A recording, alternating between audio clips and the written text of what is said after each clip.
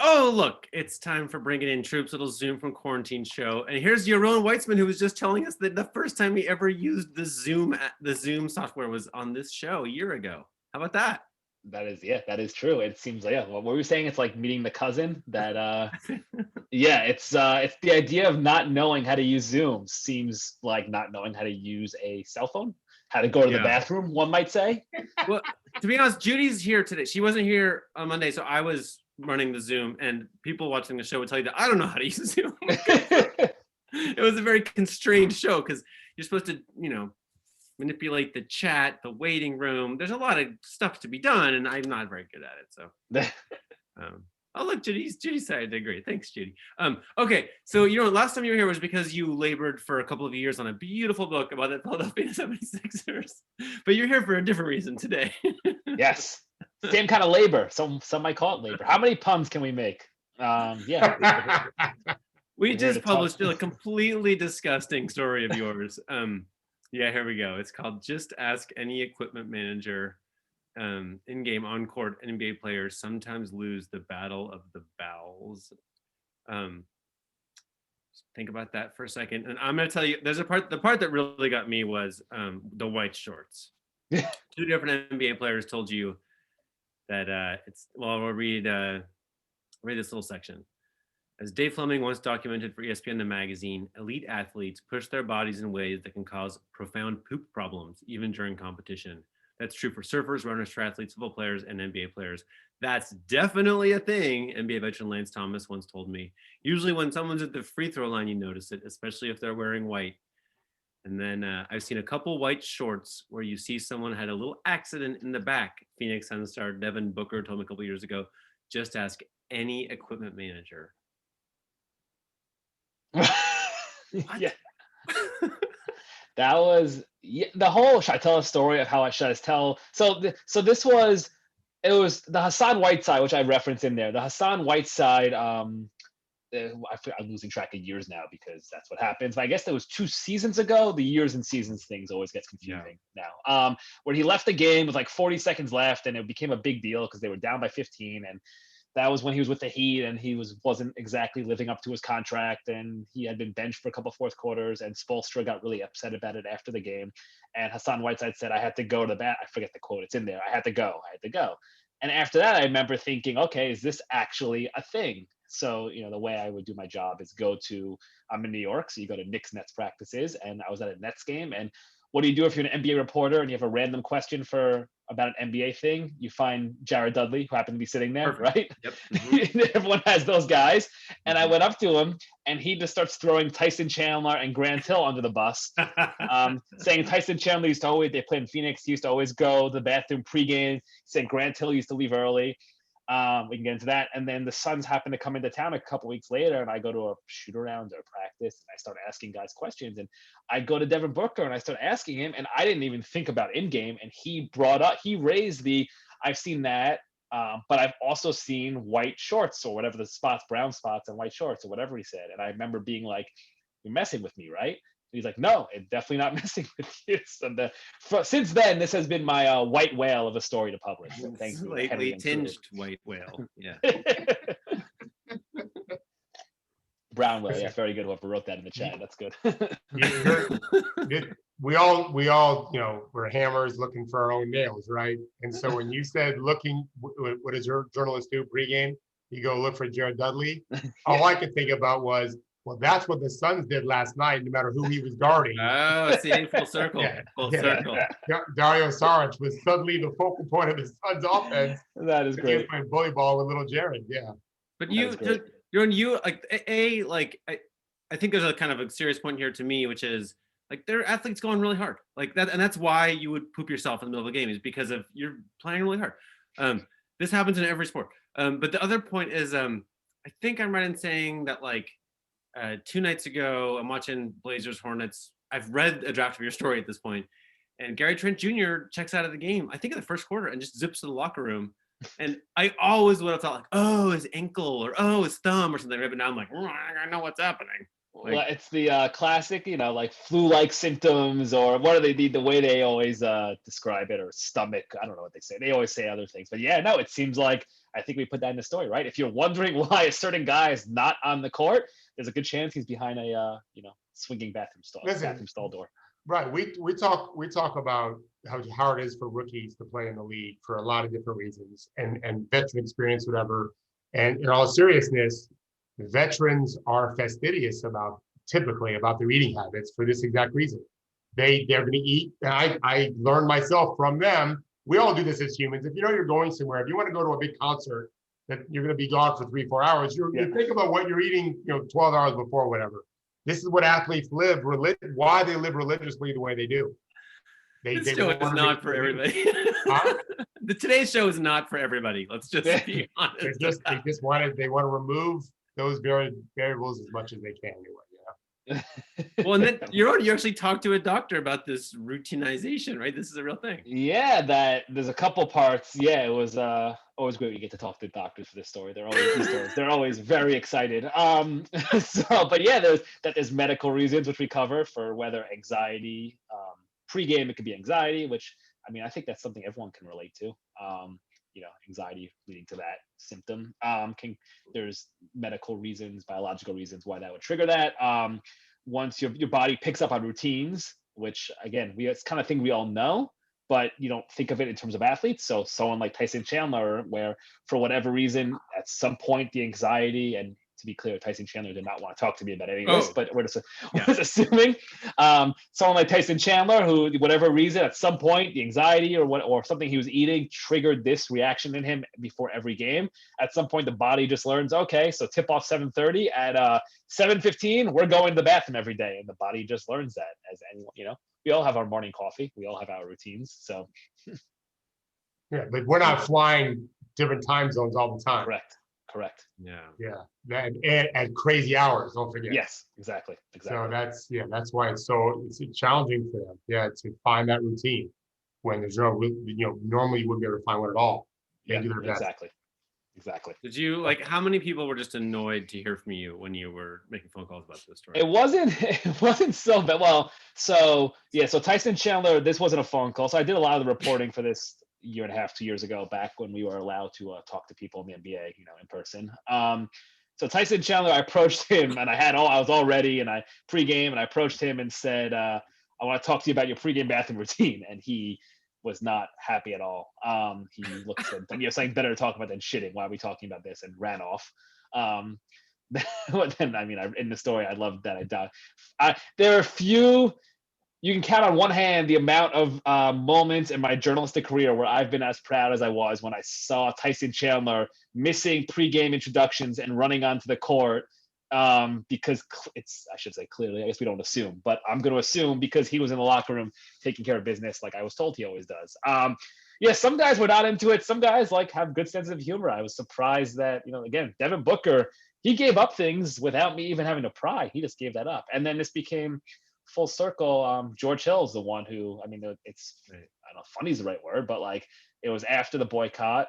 They come back and ESPN's cameras catch him not in the locker room during not on the court, in the hallway during the national anthem. Everyone assumes it's because he's protesting, and they ask him watching that press conference, it's maybe funny is the wrong word. It's 10 minutes of really serious questions, and somebody asks him, George, was there a reason you didn't weren't out for the national anthem? And he goes, do you want the honest answer? And they say, yeah, I was taking a huge pregame shit, or whatever he said. And it's just like, George Hill, bro, made this a thing again. He brought it back to my attention. So yeah, it's interesting. That's yeah. It's like you feel bad laughing about, because it's like a serious, really serious press conversation that he just capped off with. I guess, listen, we all want honesty, right? We want, it's, I'm in a way, he could have made up a whole thing. Yeah, I was pro, but no, he just wanted to give the honest answer. The man's entitled to protest the anthem. He just happened to not be. Yeah, exactly. Time, right? Exactly.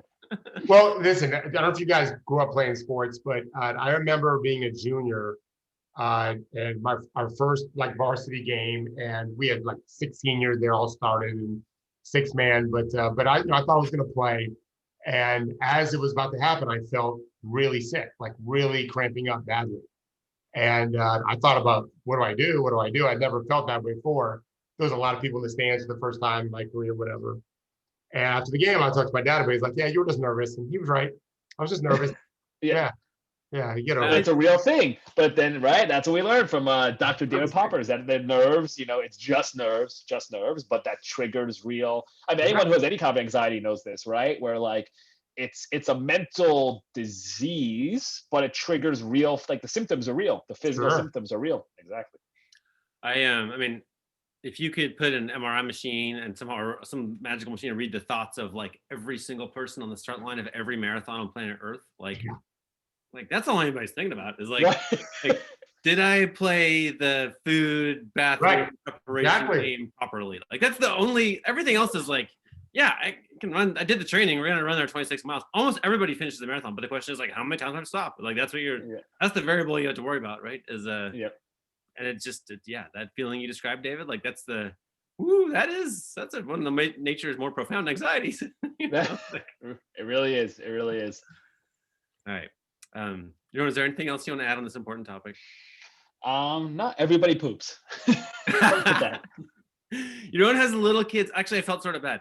I think I took out the link to the Everybody Poops book. I know. Is there going to be help to pay with your family? Like, is that like? It might be. Yeah. How old are your kids? We have a 3.5 and a 2. So 3.5 is fully potty, sheepy. The 2-year-old has started to make. He's showing the signs that he's ready to be potty trained. And I said to my wife, not a bleeping chance now. I'm not dealing with that now at all. He's going to be in diapers till he's 9. They usually figure it out before college. Like I'm not cleaning up. It's been a rough year. I'm not cleaning up on my floor or chasing him around as he pees on a carpet. I'm just not doing that over the next month. So. Parenting's hard, man. All right, we're gonna talk about the Clippers now. You're welcome to hang out if you'd like. If you want to go, parents. I will listen. As I said to Henry, I do not have much to contribute in the. I've been poop focused, and I'm not up to date on my NBA takes right now. So I will let you guys do it. All right, man. Thank you. Bye, guys. Bye, Dave. Okay, take care. All right. Hard to transition, really. All right, David. What do you want to talk about next? We have a lot of interesting topics. I think. Well, I want when we talk about Coach Pierce, I want to have Gerard involved, so we can do some more of the. There's probably a better way to work our way back to the most serious thing possible. So we can start with the less serious thing. You know what? I didn't see your thing on Zion with Tom. But let's do that. What is that one about? Oh, just do you mind clicking that link about Zion? It's just a little picture. You'll see. You're gonna like it. So basically, look at that. Yeah. Wow. Well, what would be really cool would be actually, it might look like a meme of you stringing together your billionaire oligarch and all your things, because you could have the same chart, Henry, but have a different color with the beginning of the possession. It would look like a big bowl of spaghetti. So if you're just listening to this, we're looking at Tom Haberstroh tweeted a shot chart of Zion in February when he's been shooting almost 65%. And it's maybe 10 shots from the perimeter, 10 shots from outside exactly at the rim, and then just like everything at the rim, everything. Everything's almost inside the semicircle, and a lot of it's right there in front of the rim. I call that the first box because I kind of divide the key in half. And but many of those shots started out on the court, right? Because they're using him as a primary ball handler in the half court, right? And which they should. This is new though, right? Like he's the ball handler on the pick and roll now, right? He's Giannis. Yeah. He's LeBron. Right. Yeah. This is what I saw when he was in college. When I first told you about him, he can really handle the ball, and you know what? He's a good passer too. Yeah. He's a very special player, and if he adds more, just like LeBron and Giannis, he's got MVP talent. He really does. He also, I think, leads the league according to NBA.com, in contested threes, defensively. Which I don't know what that means exactly. Does it mean he's a little bit farther? He's a little too far away, and so he ultimately closes out just slowly enough or just late enough where they still get the shot off? The idea is actually not letting them shoot at all in some cases, right? So we can't just know a lot from that data, but nonetheless, he's making the effort. And I've watched him play Yeah. a lot. He's making the effort. 100%. That means he's not content with letting him shoot the three. Like that's Right. for sure. What that means. Right. He's going out there. Right. He can't be Giannis and probably even LeBron on defense. He's just not as tall as those guys. But he's very long. He's super powerful, super quick, super agile. Has great, amazing instincts for kind of nose for the ball. He should be a plus defender. Here's a fun game. David, you've often done this recurring column where basically here's who a player should watch, right? Which player should Zion watch on defense? Oh, yeah. I probably would choose old Marc Gasol footage, believe it or not. Yeah, Marc Gasol understood probably better than anyone in the last 10 years how to just fuck things up, how to be in the way, right? Zion really doesn't have the size to be an elite shot blocker and not risk fouling enough because he'd risk fouling too much rather. So just be in the way. That big old body, be in the way. He's quick enough to get there. His instincts are great. Don't foul and get in the way of people, right? It'd be great if he had a teammate that could do the same thing, of course. But he's so wide. If you can just get in the way of people, they're going to struggle to make shots. Yeah. You know what's funny is when you said you'd have him watch old Marc Gasol, I had to decide in my head if you meant like Marc Gasol 10 years ago or right now Marc Gasol. I meant old tape of Marc Gasol when he was younger, but he can move a little bit better. Yeah, it's funny. Yeah. All right, really fast. Tell me about the Suns defense. I know we're going to go into this more another time, but in fact, I think what I'm going to do, I'll just say publicly, I think what I'm going to write for this week is going to be a lot of things that we're talking about that I'm seeing, not just any one thing, not just an observation. But so about them, they're really playing amazing team defense, really super impressed with how aware they are off the ball, right? Remember, it's one game of 5-on-5 and they're, bless you, they're hyper aware of that. I'm very impressed with how connected they are. I think they're top 5, top 4 defense. DeAndre Ayton, people thought wasn't going to be a good defensive player. He couldn't slide laterally in college for the 1 year he played. And yet he's a plus defender for them. No one ever thought of Devin Booker as a great defender. Chris Paul is an old, small man. It's not playing defense the way he has before. And yet they're a top 5 defense. So what does that tell you? Right. Mikal Bridges is playing good. The Bridges kid playing very good defense from Villanova. Dario Saric.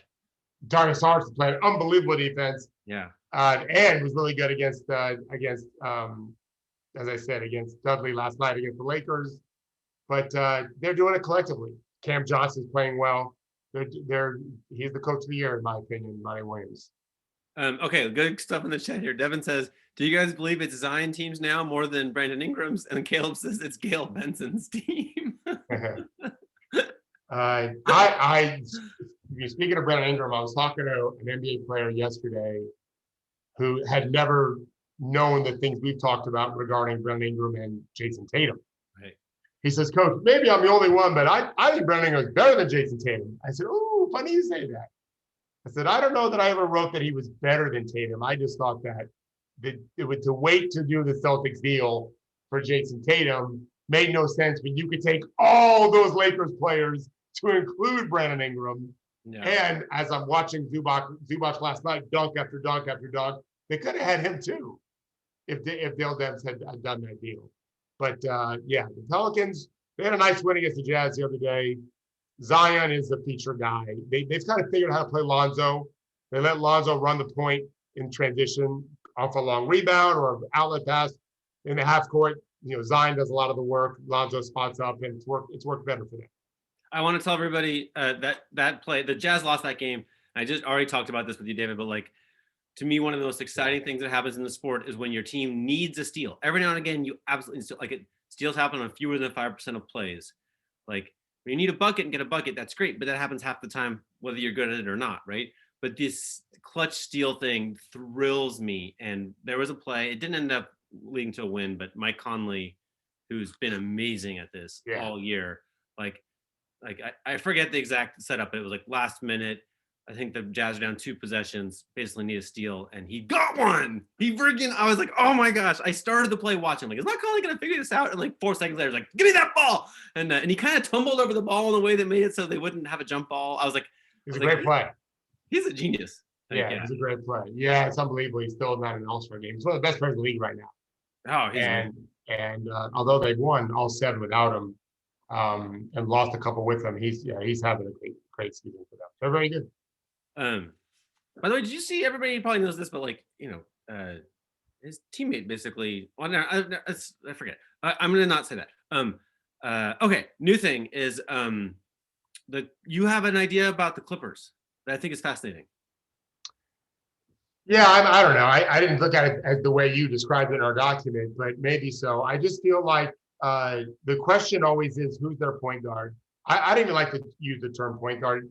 As you know, on this show, I tend to talk about primary ball handlers, right? Yeah. I don't really care what position. You may be guarding the other team's primary ball handler. Who knows what position that'll be anymore? It could be a tall guy, it could be a short guy. Jokic is one of their primary roles in Denver. But I think when Paul George is the center of the Clippers offense, I like that more than just ISO Kawhi game. And if they're going to win a championship or even make it to the finals, Paul George has to be great. This is one of the topics I'll write about this week. And building around Paul, I think, is a good idea. Yeah, we're going to explore that more. I watched a lot of TV this morning. He already leads team assists and is shooting like career best from 3. Is that right? Unbelievable. Everywhere. He's a 50, 40, 5, 90 candidate. Still, he's at 88.8%, I think, from the free throw line. I think that's the one he's not going to get, right? I think that's probably he's never shot 90 from the free throw line. Amazingly, that should be maybe the easiest part, but yeah. Right. I've not done the math yet. I'm going to. What does it take if you're 88.8%? How many free throws in a row do you have to make to get yourself to 90? It won't be a small number. Like, he's gonna have to go on a pretty good streak here. Yeah, I'll do the math. I'll figure it out. Yeah. He's gonna have to get on a streak here to get to 90%. But still, if he does 50, 45, 89, incredible at a 22 point per game clip. Pretty amazing. He's got a chance to have a career year, which is good, which is something we'll talk about. So the Spurs are about to have actually, let's do it this way. Texas Governor Greg Abbott says the state's reopening everything beginning March 10th. No relation. Great, no relation. Greg Popovich immediately says it's a mystifying decision. I think it puts a lot of businesses in a tough spot. They're trying to do a good job of keeping everybody safe, and of course they want to open up, but getting rid of masks just seems ignorant to me. It's like we have to have instant gratification. We have to act like the pandemic is over. We already went through this once, and now we're going to do it again. When you go into those restaurants, you take your mask off anyway when you're eating. So how hard can it be? Now they're going to have to talk to people who come in, and the people who didn't want to wear masks in the first place. How do the businesses get them to wear the masks? Well, they don't have to. So now there'll be more infections, one would think. He says that. And then I think like an hour or two after Greg Abbott's announcement, the Spurs announced they're going to have 3,200 fans at every game. What do you think, David? So I have a lifelong friend, Henry, who she grew up 5 doors away from me. And when she got to college, I was a senior, she was a freshman. And I was really a big brother to her. I don't remember, but she said some nice things to my daughter about what a nice guy was, kind of showing her the ropes and protecting her. And she ended up marrying a guy that I was friendly with in college. He's a couple years younger than me. He's 52. So I didn't realize it then. He was 4 years younger than me. And he got COVID right around the Super Bowl time. They live here in Tampa. And he's dead now. 52 years old. Terrible. He got sick. I don't think he was someone that wore a mask religiously the way my wife and I do, and the way many millions of Americans do, for whatever reason. And he was in the hospital for a while, and then they thought he was getting better, and then within 2 days he's dead. And he's going to be dead forever. Like, this finality of death is something that I can't shake when people say, well, live your life. Well, this is what we're talking about, right? He leaves a lovely wife of 25 years and 3 kids, including a senior in high school. The other 2 are older, not that much older. I mean, just as important as his senior son in high school, they don't have a dad ever again.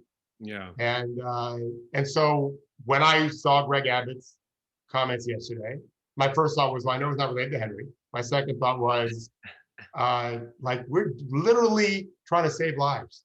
And this gentleman, this man, doesn't really care so much about that, because he wants people just to have liberty. And I just keep thinking, well, do we still have DUI laws on the books? Are we allowed to drink and drive? Right? Do we have to wear a seatbelt? Like, I don't understand, Henry, this idea of liberty. I have to pick up after my dog. It's the law when he goes to the bathroom. Like Oh my God, we're back to poop. Yeah, I know. We I did it. on purpose. Yay. I did it on purpose. I always try to string the thread together, right? Like we all have liberties, but we also have to deal with consequences. That's the entire nature of being in a civilized planet, a globe. And so I'm very worried about my friends in Texas right now. I think about it a lot of different ways, but one of them is it's not in the Constitution that you have to drive on only the right side of the road, right? But you do. It just otherwise it's fucking stupid, right? Like otherwise we're all just bumper cars out there. We're gonna die, right? Like it's not. Yeah. So to me, like I don't know what the law should be, and I don't know if I want like the police enforcing this or that. But like it seems to me like, well, as you say, it's hard to be perfect, but it's not hard to be decent, right? If you're gonna be the decent answer here is like, those people should be a mess. And in fairness, at Spurs games, and I'm picking on the Spurs just because Popovich made these comments and they're in Texas. But there's this many fans at a lot of NBA arenas now, and college and on and on. But yeah, to me, like the part that got me a little bit was you can take your mask off. You're wearing masks, that's good. At Spurs games, but you can take them off to eat. And to me, I'm like, okay, what if I am Patty Mills, right? Or what if I'm playing basketball, breathing hard, no mask on me, right? And you're just sitting there with your mask off, like courtside Karen. Like, do we know that's safe? Are we sure? Like, I think the air circulation is probably really good in those buildings, etc. But it feels like what if Patty Mills decides he doesn't want to play? Like, it would be understandable. That's a fair question. Have you ever seen the original movie called The In-Laws? Probably not. Peter Falk. Oh, I strongly recommend that you see it. Peter Falk and Alan Arkin, beyond funny. So funny that's the movie we saw for my bachelor party. It was already an old movie in 1990, but we didn't see some R-rated movie. We all watched The In-Laws. It's super funny. And Peter Falk, the guy who played Columbo, is certain time. Yeah, Randy. Peter Falk plays a CIA agent. And he's talking to some dude in a like maybe he was a cab driver in a bar, restaurant. And the guy says, well, how are the benefits? And he's like, oh, amazing benefit program. It's like, the trick is staying alive. That's the key to the benefits program. Well, like there's a lot of great things in this world. The trick is staying alive. This is something that's not going to help with that. So if I was in Texas, I'd be wearing a mask everywhere and be avoiding anyone that wasn't. But I'm not in Texas and I'm not planning on going now. Yeah, I have a good friend who lives in Texas, and she's these cute little kids. And I think there's like this part. I live in New Jersey. You live in Florida. You see the news in Texas. Part of you is like, oh, good heavens, Texas, what are you doing, right? And part of you feels like, okay, here's a grand experiment. But then I'm like, man, like there are so many real people who want no part of this, who happen to live in Texas, right? Like. Anyway, sure. That's not news. Okay. I wonder, Mr. Gerard Hector, are you available now? I want to keep talking about pop into this very important subject. They're gonna pop at all times.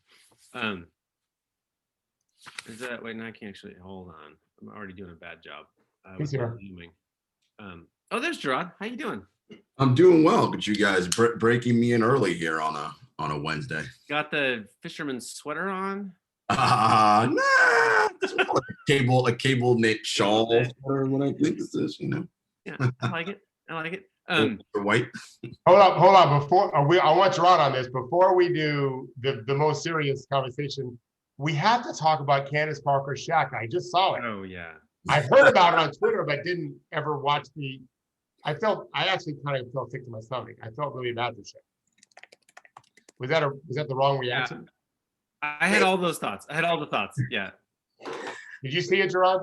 I didn't see them because I turned away to do something else, but I saw it this morning when everybody was going crazy about it, and then I rewatched.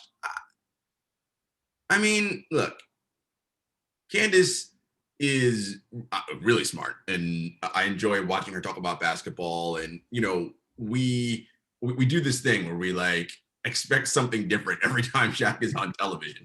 It's this is the bit, right? Like this is what it is. Like no matter what is happening in the modern game, like he's going to talk about it from his perspective, which mind you, this is a man who was a one of one that dominated the NBA in a very specific way.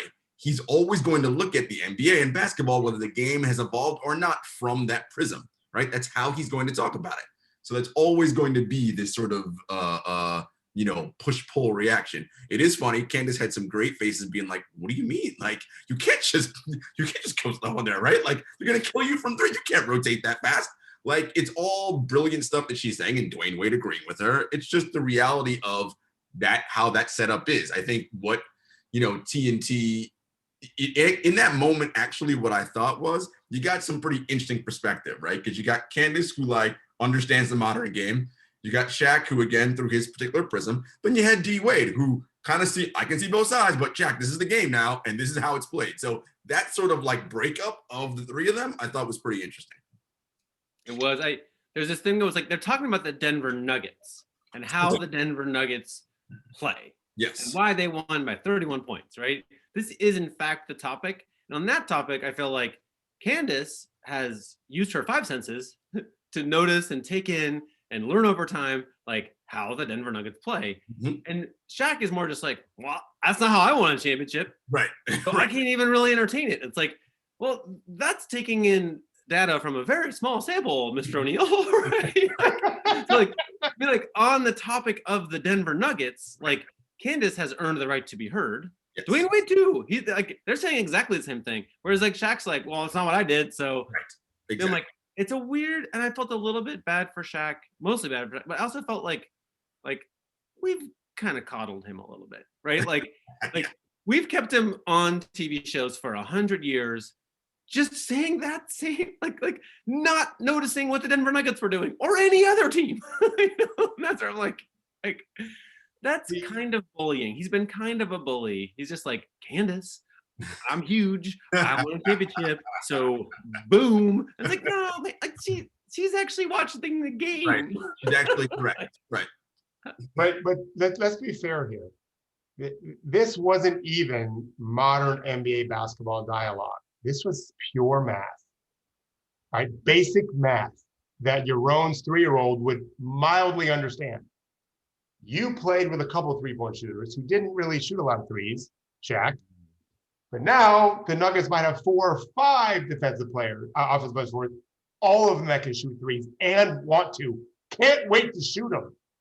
That's it. Modern NBA defense is a very dry, boring podcast, which I'm doing, I think, in an hour.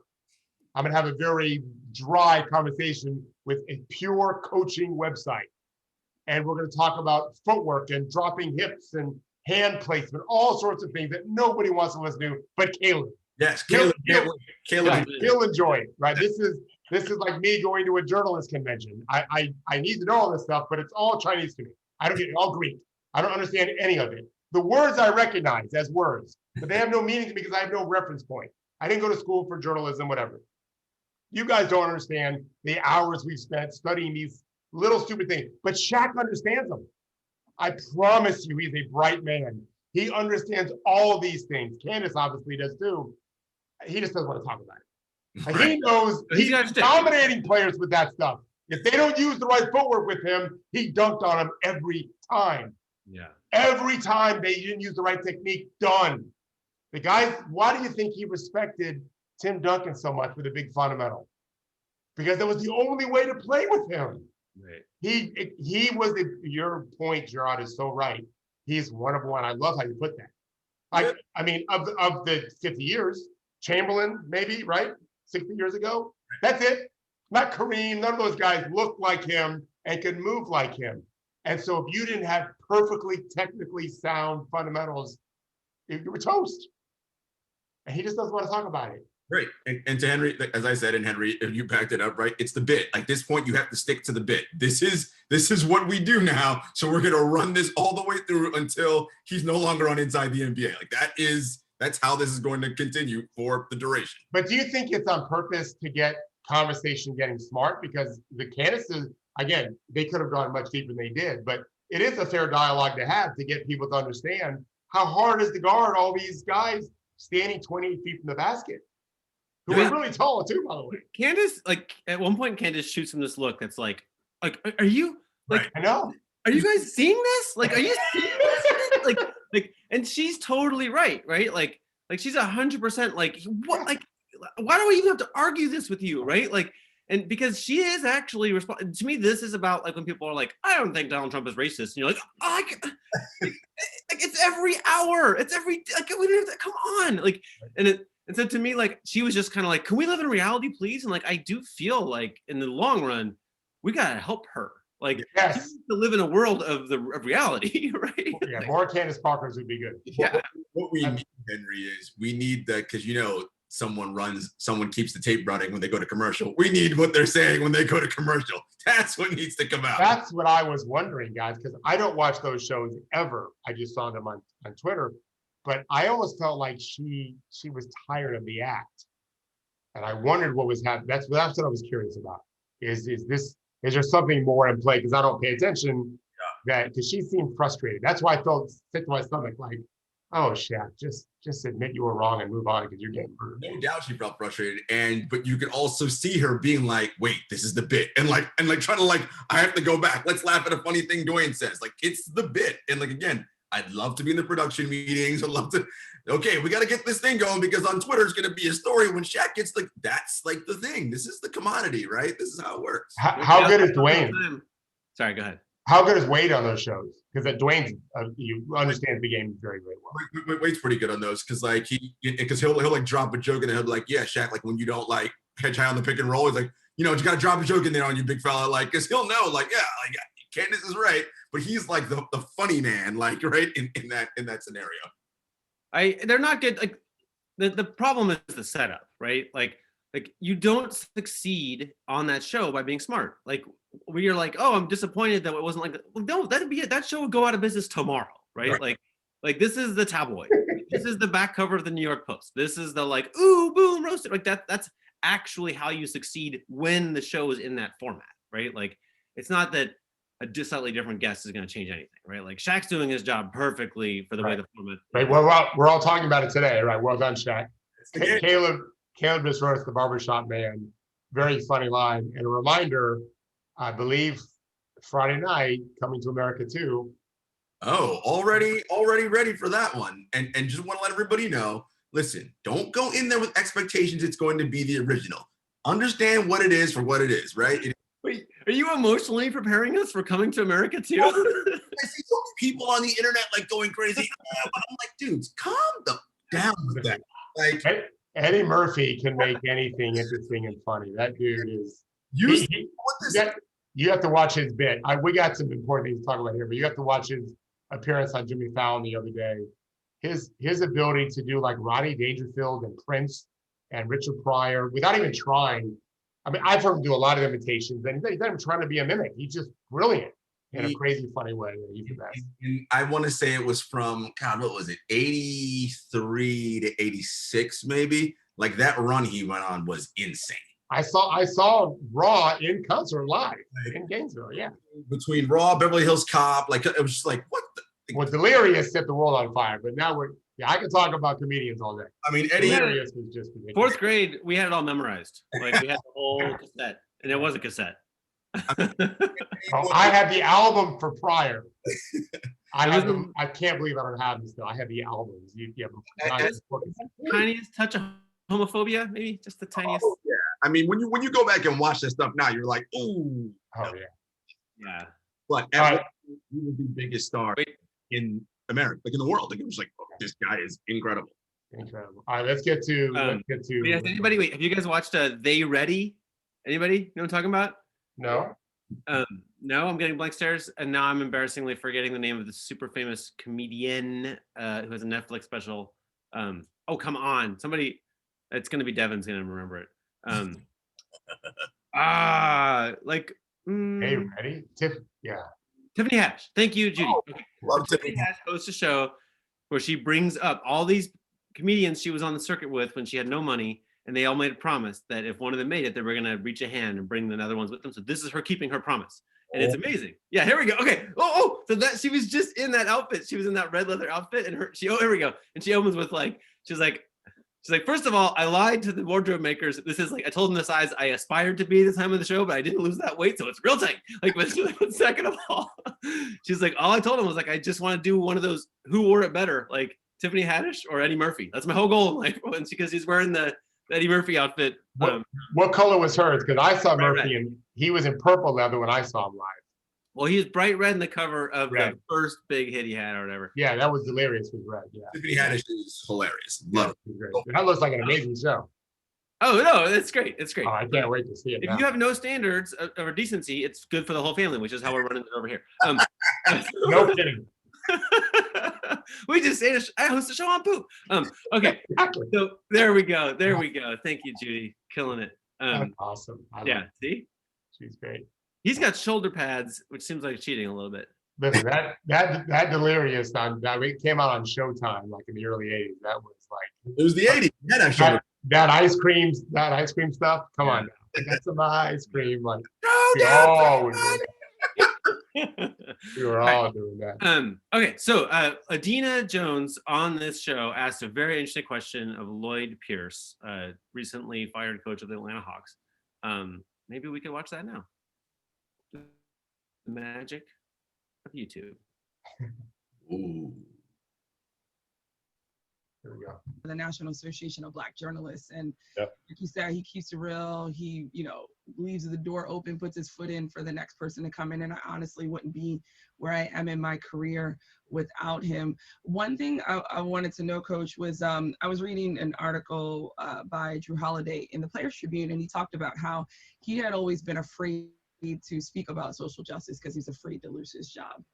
And I don't know, sometimes as a Black person, it's like, you should just be happy to be here, right? And so I wouldn't speak up in my job. What about the Hawks or about where you are in your career made you feel comfortable to come out and do what you did? Or, it didn't really matter what the career was or the team was?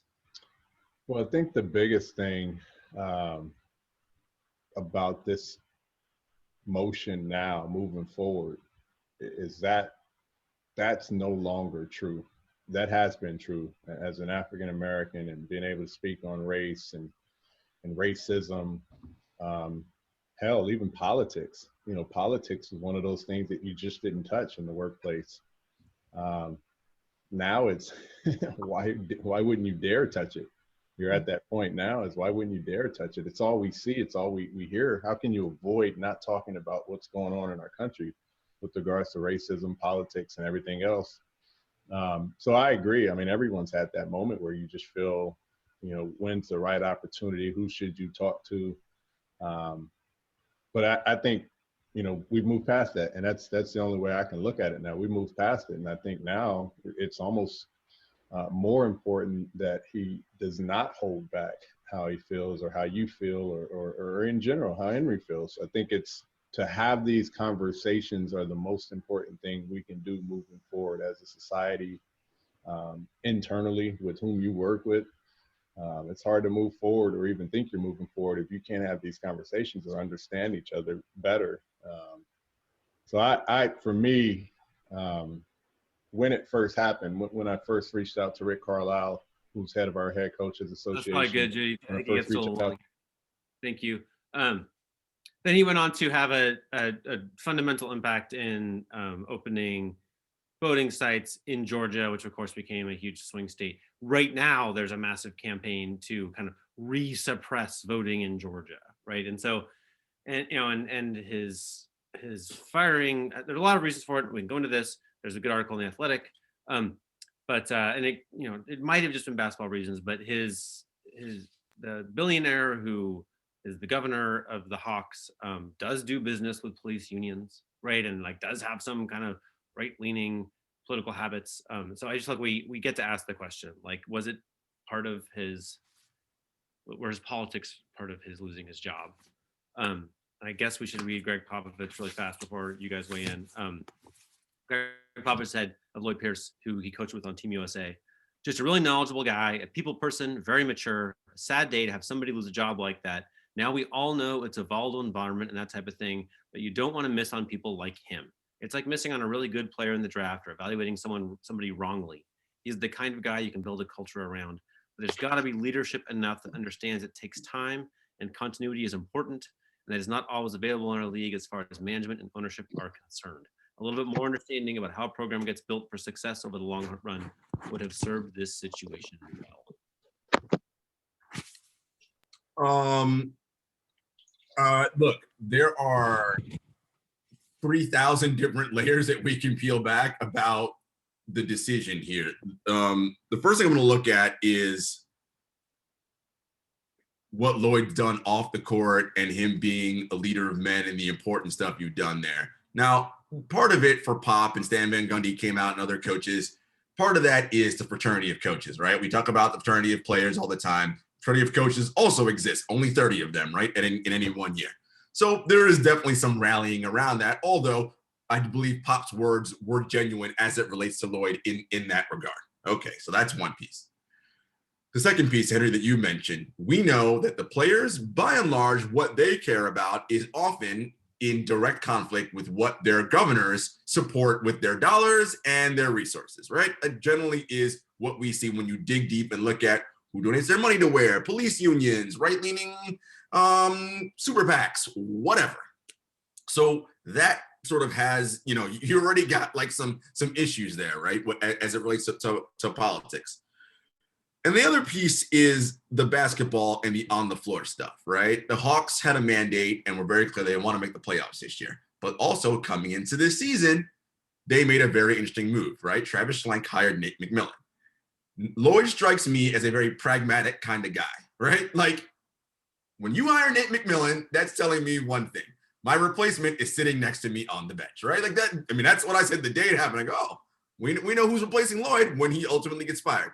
And 2 weeks ago, before this Athletic article came out, Lloyd said, Travis is going to fire me one day. And that's also the reality of coaching. Like unless you're like Pop, you ain't holding your job forever. You're going to get fired at some point. That's just the nature of how this game works. And I just think that it's interesting because in that piece, we also found out that, Trey and John Collins and Cam Reddish had some issues with Lloyd. And my thing is, stars have control in the NBA. That's part and parcel. We know that. Is Atlanta sure, one, they want to give these three young men the keys to the franchise and let them decide what's going on? Talented people, no doubt, but they ain't exactly LeBron James, Steph Curry, James Harden, right? They're not those dudes. So, okay, we'll see. Two, are they also sure, now that you've got Lloyd gone and Nate's in charge, are you sure Travis is the guy you want making all the decisions going forward? Because let's say for whatever reason, you are bad again next year. Well, Travis is probably going to get fired. Well, now your new GM is going to have to come in and do what? Well, I don't want Nate McMillan here. I want my guy in here. So there's a lot of different things happening in Atlanta. And that's like off the top of my head, that's what struck me right away. Oh boy. Like when I first heard the news, I think Gerard might have texted it to us. I was angry. Like I was, I don't get angry often, but and there's plenty of bad coaches out there. I did not think, I know a little something about basketball. Watching that team play, I did not think their coach was the problem. And in some cases, I thought he was the solution. DeAndre Hunter is having a breakout season. That's exciting. He got hurt. Gallinari's been very bad. I don't blame the coach for that. I blame lots of other things. And maybe Lloyd isn't great at getting Gallinari's best stuff, but that's always stuff you can figure out. Trae Young is making progress. He's not where he needs to be, but he's young. But where do they think they'd be a playoff team? I've missed on the Knicks. I've missed on a few teams you can't predict perfectly, but I looked it up. I had Atlanta going, 13 wins. I've got it here. Hold on. No, I had them 14 and 23 at the break. 14 and 23. What are they now? 14 and 20? Like, I don't think they'd be any good. Brett Brown didn't get fired right away. Luke Walton's still employed. I realize those are separate entities, to be fair. But what Pop said I thought was genius. I hope he hires him, actually. This guy is someone, you don't want to miss out on this guy. And because they're not that, you don't find them very often, right? You don't find them very often. You can't just grab a good coach that knows how to talk to people and is a mensch, which I think he very much is. Players value that more than you realize. They value good men. They want to see good men or good women in their life. They do. And I hope Lloyd. I remember when Tony Dungy got fired from Tampa. I thought he'll be fine. We're a bunch of idiots. We hired John Gruden, won a Super Bowl, and then sucked until this year, right? For 20 years. What Mike Dungy's been just fine. That guy's in wherever he goes, he's figured out. He did. So I think Atlanta made a gigantic mistake. Gigantic mistake. Henry, I know you want to weigh in. The last thing I'll say is the other thing too is, I mean, and also sending mixed messages, right? Trey, John Collins, Kevin Huerter, Cam Reddish, all these guys are what, 23 and younger? Then you get Rondo, Gallinari, Bogdanovic. What are you doing? Are you rebuilding around the young guys, or are you? Like, that seemed incongruous to me as well. Sorry, go ahead, Henry. I mean, yeah. I think to me the part where the alarm bells go off is like, you know, it's been leaked and frankly said. Who's cooking? What am I hearing? Yeah, what am I hearing? It's just a little spice of the show. When your owner says, like, basically that we're going to fire the GM and the coach if we don't make the playoffs this year. Like, I feel like you've already probably failed the Greg Popovich culture building test, right? Like, we're used to owners just screwing everything up. And when they all screwed it up, it was like a 30-way tie for last place. And then some GMs and coaches and players could like squeeze out elite play despite their owners, right? But now I'm like, okay, well, here's this thing where like this is a real job. If Tony Wessler had said, hey, Trey, I know that Lloyd pissed you off yesterday, right? But he's our guy and you're our guy. Like, and you guys are going to learn to love each other. And it might not be today, but think about, you think Tim Duncan didn't have bad days with Greg Popovich, right? Like I can't wait till you guys have this together, right? Only you two can solve this together. And you know what John Collins is going to do in 5 years? Like, think about it. Like, you know, if that's what's happening, then everybody's more secure in their job and everybody has to stop being defensive and whatever. But when you start the season with like, hey, Trey, I don't know if we're going to keep this guy. He seems a little sketchy to me, right? Like, if you start there, well, now we're done, right? Like now he has to coach from a defensive posture and be a weirdo and overbearing and hard to deal with. And I'm sure some of these stories, actually who wrote this story? Chris Kirshner, Sam Amick, David Aldridge wrote a good athletic story, like where Lloyd Pierce sounds kind of rigid. I'm like, hell yeah, you'd be rigid. You know, like, hell yeah, when you think every day of the year it's gonna be your last, like you're playing a little tight, coach. You know, like, that's how that's gonna go. He's a coach. Like that's yeah. He was brought in to coach. You have to, you know, the Steve Kerr, Draymond Green dynamic is informative. Like you have to coach and expect guys and hold them accountable, but you're also allowed to be a human being, right? I think what Doc has done in Philadelphia, he's coached them. He's found a way to connect with guys. The way they're playing is evident of that, and in a way Brett Brown couldn't after years and years and years. And maybe that was part of the problem. And I would tell you, your points, both you guys, you can't let players run the team. Yeah. And no player ever likes his coach, especially early on in their careers. They're just too young to appreciate being restricted or whatever. It takes time. Right. And the hook was just too quick. Give him. He had a full year a couple years ago when Trey was a rookie. And last year, we know what happened with the pandemic. Now this year is crazy. It's just, to me, I tell you this, there's players that I talk to that are free agents. Atlanta wouldn't be on our list. I wouldn't trust that franchise one bit. Nope, not one bit. Whereas with Lloyd Pierce there, oh yeah. I like where they were going. That's how I feel. I think your point's right, Henry, about, you know, the owners and the meddling, right? Like if you make it clear that Lloyd's the guy, they'll figure out a way. And, you know, when early on in your NBA career, when you're a young ascending star, and we've covered the league long enough to know your attitudes about this stuff changes when you're a 10, 12, 13-year vet.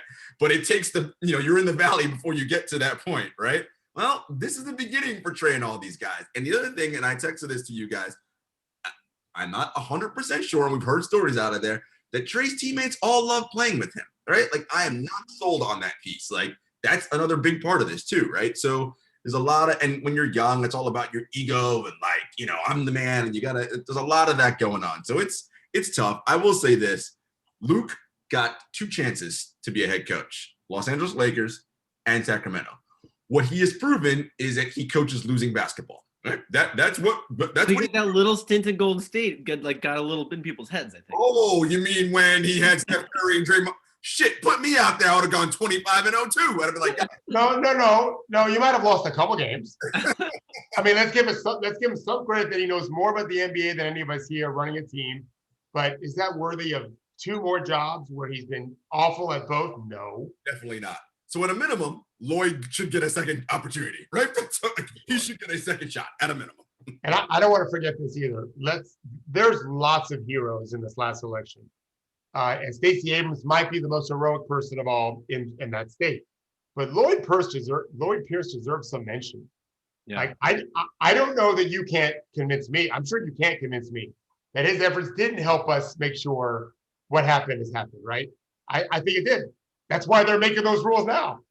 Well, and it's very hard to look at like A plus B equals C, like people making a real specific difference. And like, to me, like specific actions, like this arena is now open and they restarted the, whatever it's called, the public transport. Yes, just for that MARTA. It's tetra. I'm like, and then this became like the key swing state, right? Like, right. That made a difference. And like everybody said vague things that seemed well-intentioned and it's hard to know behind the scenes, but this fucking worked. Right. And I don't know. I feel a little bit like in my head a little bit is Damian Lillard's reaction to David Vanterpool not getting the job in Minnesota. I'm a little bit like these are kind of real people of accomplishment who are lacking opportunity in Adam Silver's NBA. And I like it feels like we're building towards some kind of denouement here. It feels like this is you don't get to fuck with so many Lloyd Pierces before it comes back to bite you. I think there's the players are an interesting point, Henry. I've always and long thought if the players wanted it to be better, they could make it better, right? Like just by saying, no, we're not doing this. We need more black coaches. Like it would happen. And there's so many different layers to that, right? And I wonder too, like psychologically, how often most of their lives, outside of their family, have they been coached by white men, right? That's probably been the majority of their life, right? So that's just what they know and is what it is. There's so many different pieces and layers to this that I think about. But look, I think Lloyd's a good dude. We had him on, obviously. He, without a doubt, should get a second shot somewhere, and hopefully he will. I wonder if your David Vanterpool, Lloyd Pierce coach team gets free agents. Right? Like, I wonder if it's like, hey, it's just, this is what we're doing in Orlando now, whatever. Like someone like, well, that wouldn't be that team. Orlando, somewhere better. I was trying to think of a team that might make a coaching change. It would be Orlando. You know what I mean? Yeah. I like Gerard's point about the players. That's why I put in a document. Magic speaking out surprised me. Yeah. He's normally a politician. He made some comments that made me think, okay, maybe what Gerard's saying, maybe these guys are starting to say behind the scenes, let's be more vocal, and not be so decent about it. Maybe we need more demanding of what needs to happen going forward. Like Jeremy Grant thinking about, this is I want to play for black head coach, right? Like and just on that last subject, a lot of these NBA players have only actually played for black men.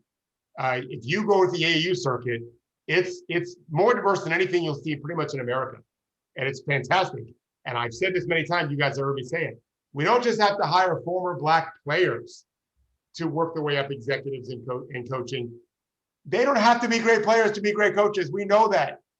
So these guys that are coaching these kids in AAU and really teach them how to play and win, let them bubble up and let them be a head coach that didn't make it past high school, whatever. Every one of those candidates can have Luke Walton's job. They win within a couple games of the same. Yeah. How does this guy still? I don't really know enough about coaching, except I love that David just has no respect for Luke Walton's coaching. I'm just saying, the jury is in. Gerard's right. He did well managing the best team of all time, and like I said, he did great. But it's been 2 other places where it's just been. The last thing, I don't know if you guys saw this, and check it out if you haven't. The Athletic did a story on Amani Bates and his dad and the prep school thing that he created in Michigan. I was like, whoa, this is an interesting story. Something we should probably talk about Friday on. Okay. He's the best junior in America. Is he reclassing?